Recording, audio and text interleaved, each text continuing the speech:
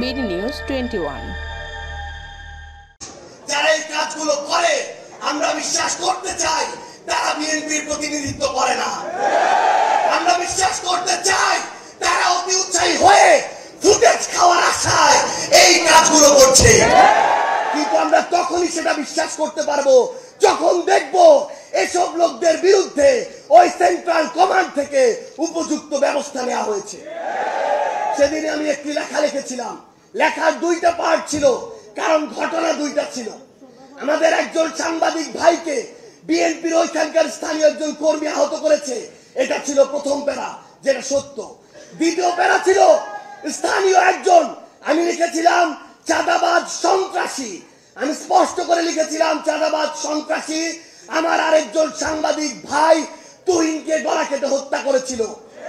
যখন আমি কয়েক ঘন্টা পরে দেখলাম ওই লোকটি চাঁদাবাজ সন্ত্রাসী নয়, ছিনতাইকারী সন্ত্রাসী, তখন আমি সেটি ঠিক করে দিয়ে লিখেছিলাম ছিনতাইকারী সন্ত্রাসী। কিন্তু আজকে আমি দেখছি যে এই যে ট্যাগগুলো কিংবা এই যে মানুষগুলো যে অপকর্ম করেছিল, ওই চাঁদাবাজ, ওই সন্ত্রাসী, ওই ছিনতাইকারী, কেন ওই রকম স্থানীয় পর্যায়ের উপজেলার একজন দায়িত্বশীল সেই অপকর্মের দায়িত্ব নিজের গায়ে নিবে? এটা তো আমরা শুধু বিএনপি নয়, কোন রাজনৈতিক দলকে উদ্দেশ্য করে বলিনি।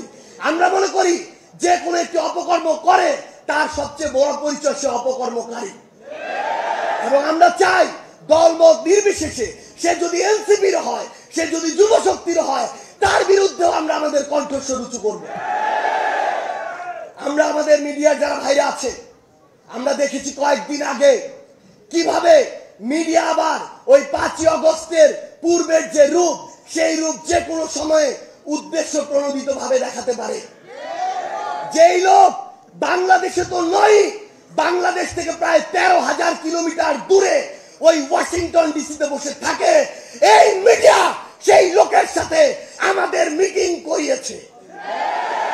এই মিডিয়া আমাদের সাথে সেই লোকের একসাথে নাস্তা করিয়েছে।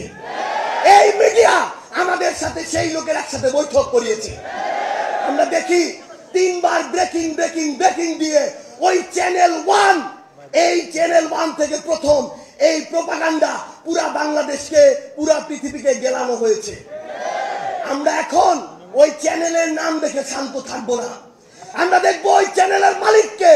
আমরা দেখেছি ওই চ্যানেল 1 এর মালিক হচ্ছে গিয়াসউদ্দিন আল মামুন। আমরা দেখবো ওই গিয়াসউদ্দিন আল মামুনরা কার ছত্র ছায়ায় এত বড় প্রোপাগান্ডা করার সাহস পায়। আমাদেরকে মিডিয়া কর্মীরা এটা পর্যন্ত বলেছে, ভাই আমরা কনফার্ম উনি দেশে নেই, কিন্তু উপরের চাপ আছে, আমাদেরকে ব্রেকিং দিতে হয়েছে।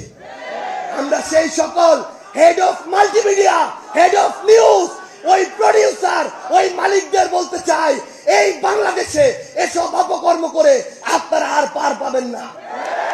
আর আমরা ছাড় দিব না, ওই গোড়ায় গিয়ে আমরা হাত দিব। আমরা আরেকটি কথা স্পষ্ট করে বলি, আজকে নাকি সিআইডি কে তদন্তের দায়িত্ব দেওয়া হয়েছে। সিআইডি কে তদন্ত করতে বলবো, যেই লোক বাদী হয়ে এই কাজ করেছে তার আমলনামাটাও একটু যাচাই করবেন।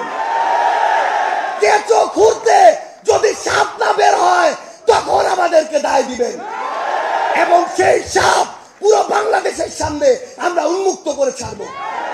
আপনাদের সাথে আমাদের আবারও দেখা হবে লড়াইয়ের রাজপথে অথবা বিজয়ে। ইনকিলাব জিন্দাবাদ।